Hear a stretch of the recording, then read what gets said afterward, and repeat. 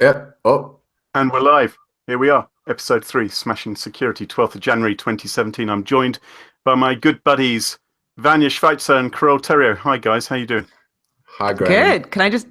That's a pretty good intro, Graham. 3 times we've done this podcast, and look at you intro to us now. You liked that one, did you? Not going to get the usual barrage of abuse at this point. Oh, you poor sausage. Oh, talking of poor sausages, I don't even know if we should talk about this because it is everywhere, right? The big computer security story of the week, and it's changing by the hour, is, of course, he's actually a friend of the show, friend of the podcast, Donald Trump. Can't come on today, unfortunately, he's a little bit busy. But he has been talking yet again about hacking. And as I'm sure you guys have seen, there have been a lot of developments over the last few weeks, and in particular in the last few days, with the secret dossier being released, allegedly compiled by an ex-MI6 operative who collected intelligence on Trump and his dealings with Russia and his team, and all kinds of allegations there, some of which a little bit salacious and seedy, I have to say. It's really a get a popcorn moment, isn't it? Sit down and just watch it. It's just a complete crazy roadshow. It's insane. It is insane. But Carole, I don't like my popcorn soggy. I like it crisp. I would worry. Yeah, I mean, obviously everyone's thinking about that bit of the report, but I think there's other concerns there as well. But yeah, maybe the best part of the reports are the ones that actually talking about how Russian intelligence agencies are using and recruiting people to write malware, and what kind of attacks and how do they target different layers of organizations, which wasn't highlighted in the report. Right. It was released by BuzzFeed, but that was kind of interesting. And there's some other interesting claims in there. For instance, there is a claim that maybe Telegram, which is a very popular secure messaging app, may have been compromised by Russian intelligence. Telegram's long been in a battle with Moscow, and if it has been compromised, of course they've denied it. But all of these claims are, frankly, we have no idea whether they are true or not. And what interests me is that these claims have apparently been circulating amongst the media and people. Oh, Carole, do you want to get that? These claims have been circulating amongst high-profile politicians and amongst intelligence agencies and the media for a while, but the media have chosen not to publish it, until now. And then, of course, CNN wrote that story following the Mother Jones report from last October, and then BuzzFeed said, "Oh, we're just going to post up the entire thing," and that has enraged some people, none less than the president-elect, of course. Well, it's difficult because those reports can't be verified, really. I mean, I read the report, the full dossier, and it's reasonably well written. But then on the U.S. side, on whatever opponent side, there may be people who are skilled and they can write a report like that. That sounds pretty plausible. Yeah. Look, I hate to sound like a conspiracy theorist, but this is just so much coming out and so much, it's just so juicy, everything. It just seems like a smokescreen for something. I don't know what. I don't know if I'm paranoid. Maybe I'm paranoid. But, look, we work in computer security. We're kind of paid to be paranoid, aren't we? And to be skeptical. And I think there is always the concern whenever these sort of big stories grab the media's attention, whether in fact it's happening in order to divert us from something more important. I don't like to be a conspiracy theorist either.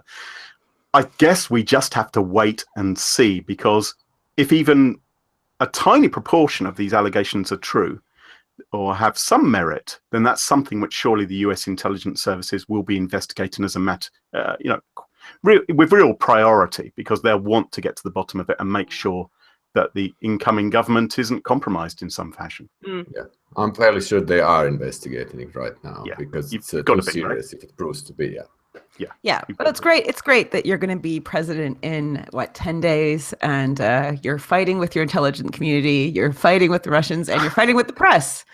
And so, yeah, it's crazy times. Well, he's a boxing ring kind of guy, isn't he? You know, I think that's the way he operates. He'd probably get a little bit bored if fists weren't swinging in one direction or another. But anyway, no doubt we will come back to this story and other stories like it about the intelligence services and Mr. Trump as well. But today, tell you what, let's go back to our regular schedule. Let's look at some of the stories which have caught our attention this week. And I wanted to start with one which is all to do with MongoDB databases. Tens of thousands of them have been wiped. So attackers are finding these databases which are connected to the internet with no passwords, no attempt to authenticate who's going to access them. So they're open to the world. Hackers are able to gain access, and they're wiping the databases, and they're replacing the databases with messages saying, you've got to pay us so many Bitcoins in order to get your data back. So there's demands for the safe return. And tools like Shodan, which is the search engine which finds things connected to the internet rather than your traditional search engines, make it so easy to find vulnerable servers like this, which anyone can really walk into. It's super easy because it used to be much easier with Google. You know, there were some Google search terms, they call them Google dorks, where you can actually enter to find all the vulnerable servers in a particular category. You can use Shodan for exactly the same purposes. And obviously there's a configuration issue when you install MongoDB by default, where that allows you some other like a remote access and editing of the data, which is pretty serious. So I guess this is my beef is, you know, it's yes, obviously sysadmins who've installed this thing and left it wide open, you know, they have some blame in this, but surely Mongo, they need to fix this as well. It is too easy to install this software and leave it wide open to attack. And now they're the ones who are dealing with this PR problem and damage to their brand. I think what's interesting here as well is that now for the first time, maybe we are seeing this new, let's say, ransomware-like model where actually there's no software that's installed on any of the victims' computers, but rather the victims are ISPs and the data that's being provided by them. So I think that may be a trend we will start seeing maybe even more as the desktop or traditional kind of desktop defenses against ransomware it will improve over time, and indeed they have been improved over a couple of years. You know, from the cyber criminal point of view, it's quite an efficient model if the end goal is to get cash, right? Rather than hitting one, you know, a particular client, a targeted attack. So yeah. Well, it is in some ways. The interesting thing is that we're now seeing reports which say that virtually none of the victims have paid the ransom. Who've paid the ransom have got their data back. And the reason is that once your Mongo database has been compromised, once it's been wiped, and because it's wide open, what's happening is that other hackers are now coming in to go into the same database and replacing the ransom message with one of their own, saying you have to give money to a different Bitcoin address. And it's like awful. So these guys haven't actually got the backup. I think there's a potential service here. It might be a bit illegal. Maybe there's a service someone could offer where they say, you know what, I'm seeing all these insecure Mongo databases. Maybe what I should do is not go in and wipe their data. I'll back it up for them. And when inevitably they get hacked, I'll say, oh, don't worry, I backed that up for you already. Yeah, but then you're going to hold them to ransom to get the money? Illegal. Are you planning to get payment to release the data you backed up for them? Look. No, you act like an internet vigilante that made this action before the bad things happen, and you go, ta-da, and there you are, backup for you. Yeah, it could possibly go wrong. It's a bit like a car, though, right? Like you want security settings in your car, like airbags and seatbelts, to make sure that if you have a mistake, it'll safeguard you. But at the same time, if you're not driving very well, so if you're an admin and you're not changing a default password, maybe you need a kind of driver's ed course just to get back on, you know. So yeah, it's probably shared blame. And you have the same problem with backups as with cars. You don't really want to test them, you know. The thing is that actually backups are easier to test. Yeah, and even if you do have backups and you've done everything right in this situation, it still sucks to go try and reload from backups. Like this is just not a situation you wish on anyone. Yeah, and the problem is, I suspect that the common victims who are suffering from this particular attack are hospitals, small businesses, educational establishments who probably don't have huge IT resources. That's why they're using this software. That's why it's not configured properly in the first place. They quite possibly aren't doing efficient backups either. And, you know, they're just installing it. And so they may not be seeing the alerts. What we should do is in the show notes, we should link to the advice Mongo have distributed about how to set up your database more securely. But it is the very worst people who are getting hit by this, ones who are least able to cope with it, I suspect. The truth is that many developers are using MongoDB because it provides some kind of distinct advantages, and it's also kind of the buzz of the couple of years. And maybe when they do it in the development mode, then they don't have to secure it as much. But when they actually move it from development to production, then they need to be aware that they actually have to include the kind of secure the database management system. Anyway, cool. I expect we're going to carry on seeing vulnerable Mongo databases for some time to go, and this is going to be a regular battlefield for the hackers to exploit. What else is going on, Carole? What else have you got for us?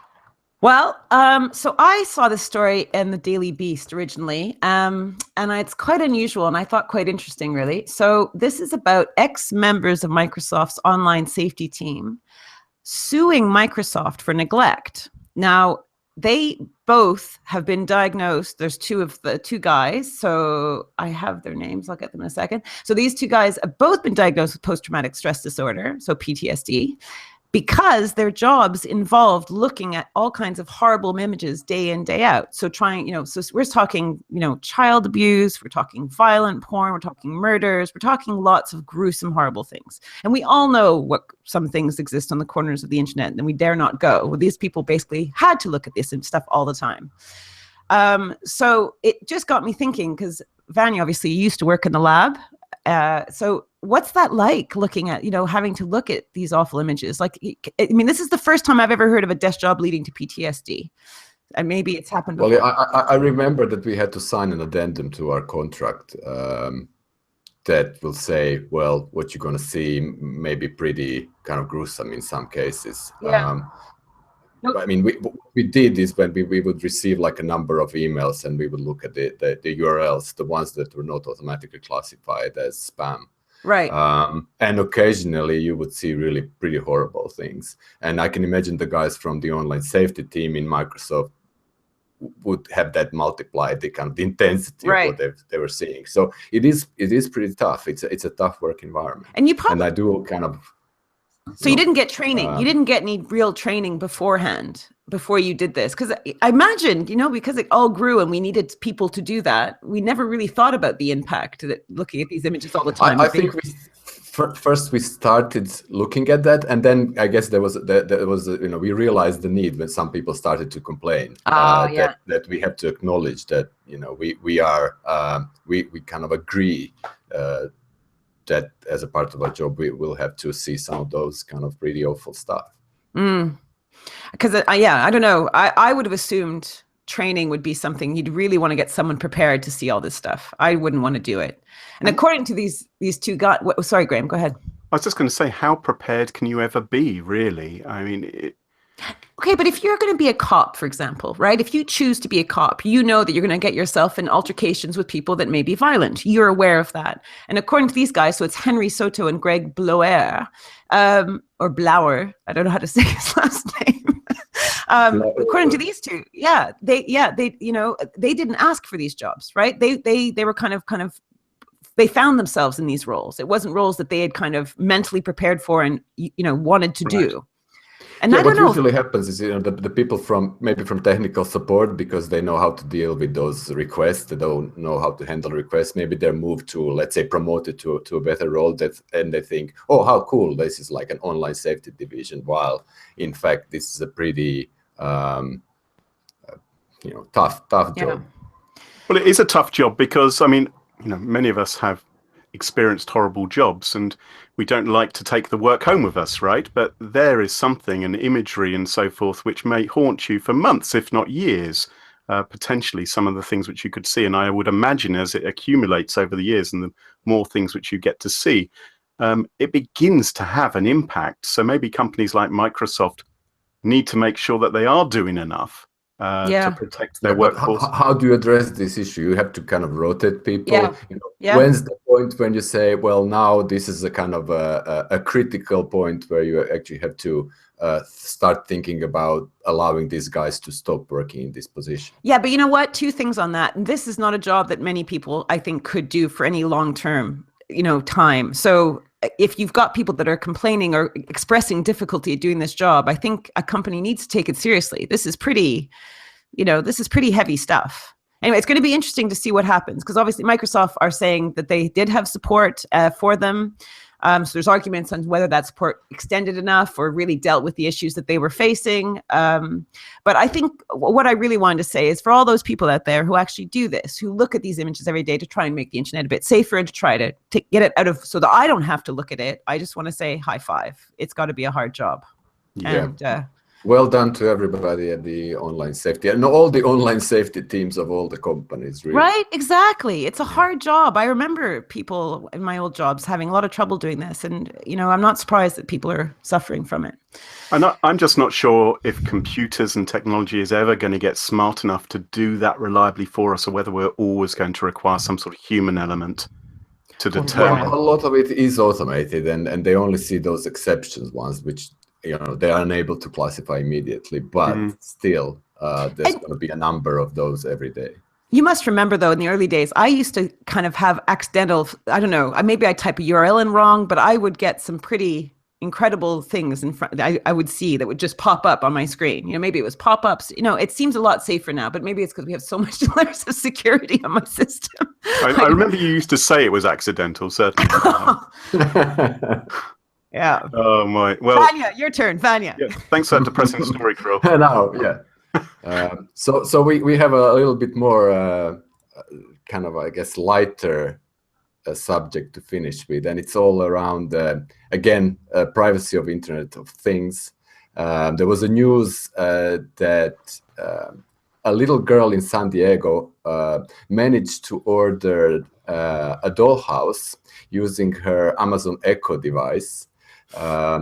Which basically, when the TV covered this story, many other Amazon Echo devices attempted, at least, to order the same dollhouse, because they listened to the girl saying, "Alexa, can I play dollhouse with you, and can you get me one, please?" Don't say it, Vanja. No!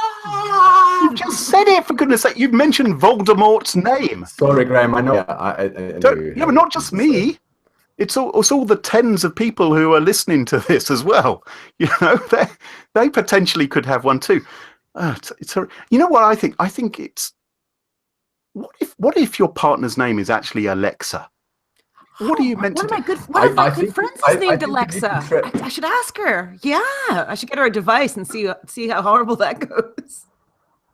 No, I think you are able to change the name of the I'd never thought about that before. So obviously one of the issues here is the fact that those devices, IoT devices, things like Siri and Amazon Alexa and Google Home and whatever, Cortana, are listening on the microphone all the time for those activation words. And from then on, they send the request in a protected way, encrypted to Amazon servers in this case, where it's processed, and then the response comes back. But it's kind of creepy how many devices now are listening to us all of the time. We have effectively put bugs into our own home, haven't we? Yes. Well, except that data, when they are kind of listening to those activation words, at least allegedly, that's not uploaded at any time. Yeah. I get that, Vanja, but just wait until those devices are hacked. Okay, they have the hardware, they have the technology to listen all the time, and yeah, I'm sure that they're recognizing it locally, yada yada yada. So that's kind of less scary, and they're only sending the message if you really want the message to be sent. But at some point, some smart cookie is going to work out how to hack these things so actually they can listen to you all the time, or someone's going to produce a cheap knockoff one of these in China, which doesn't have proper security built into it, which does get compromised. That's actually interesting, because there was another story this week as well, that the police is actually investigating some of the data, or trying to get Amazon into supplying the data from a murder case. that may or may not show some of the activities. So what they're actually hoping, I guess, to hear is if anybody's used Alexa, because then Alexa is recording what happens in the background, not just what the person who wants to say to give an order, but all Alexa, the other sounds. Alexa, can you please buy me an axe and get it here really quickly? What exactly is going on with these murder victims? What do they do? What are they ordering? Okay. Do you know? Okay, I'm obviously. I don't know, but there was another. Maybe you can say, Alexa, somebody's killing me. Killing me softly with. Oh, hang on, copyright. Stop that. Yep. Okay. I know I'm showing. I'm. My age is going to be displayed by this comment, but don't you guys miss? But kind of those, those 1970s stereo system, those buttons. So like when you had let's say a tape deck, you had that really strong. Don't you wish you had that for video and microphones? I know it's all slick and cool. I get it. It's all slick. There's little lights. There's tiny little buttons. But I kind of want this big power button where I can go turn off.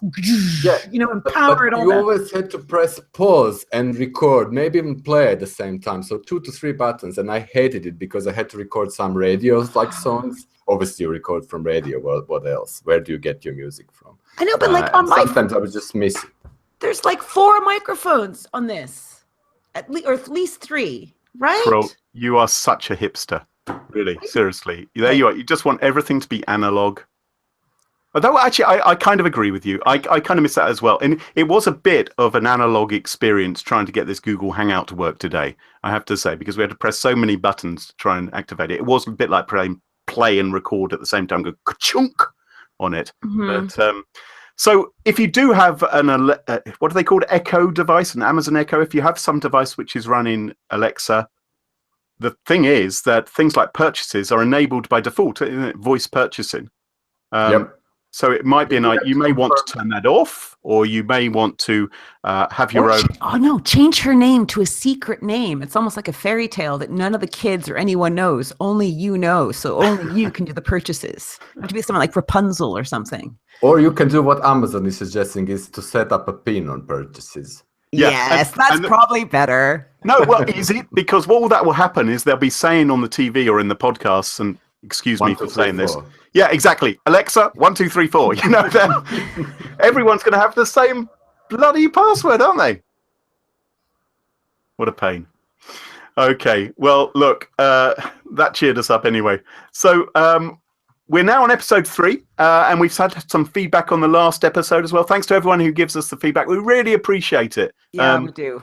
It's terrific getting the likes and the comments as well. People are posting up on YouTube and on Twitter.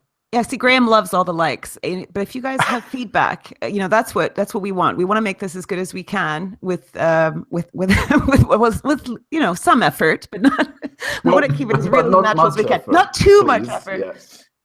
Well, we did get some feedback today. Well, not today. We did get some feedback on the last episode from John Crowther, and he said, "I like your episodes." Good man, John. The 3 of you have a nice dynamic. Not when we're in person with each other, and I could get used to making a habit of watching and listening. Oh, don't push yourself, John. Although you were all gorgeous people and it's fun to watch your expressions, I think I'll probably listen to a podcast in future. And he says 20 minutes is a good target. Well, we are certainly thinking we're definitely going to produce a podcast version of this, and we will let you know as soon as it is available for those people who don't want to look at our ugly mugs. I'm with John 100%. I love Absolutely. I'm a podcast. I like driving and listening to podcasts. Yeah, podcasts are great, aren't they? So anyway, thank you, John, for that feedback. And who else have we got here? Angelina Contini said, Vanja, you should read this one out.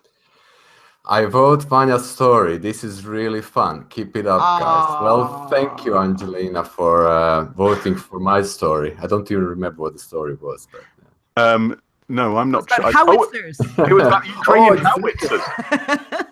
That's right. But in fact, Angelina was the only person who bothered to vote after we said, why don't we get the audience to vote on who had the least tedious story? So thank you, Angelina. Angelina's all right with me. I know that she is a chess-loving, ballet-dancing security geek. What a fantastic combination that is. And we also have someone who has a crazy name. Carole, maybe you can tackle this final bit of feedback we'll cover here. is it? I'm worried it's going to say something. I daren't say it. Okay, because you typed this in, so this could be a. Okay, so you can new canny tech. Yeah, so he says, actually, Vanja, for you, howitzers are not cannons as they have rifle barrels. Cannons are smooth. Yeah, that's a great comment, and both Graham and I replied on YouTube. On Super. This really cool comment. Well, you know what? On that note, fantastic. If you want to catch up on the latest howitzer-related nerdery, go and listen to the previous podcast. But maybe you want to find out more about security, make sure you tune in next time when we'll be discussing the latest computer security stories. That just about wraps it up for us this time. Thanks for tuning in. If you liked the show, please tell your friends. Maybe follow us on Twitter. We are at Smashing Security. But because the way Twitter works, we couldn't get the G on the end of smashing. So it's smash in security, and you can find us there, and you can let us know what you think and give us feedback on the sort of things that you think we can talk about. But until then, on behalf of the guys, I think we should all say cheerio. God, I thought he'd never shut up. Bye. Bye.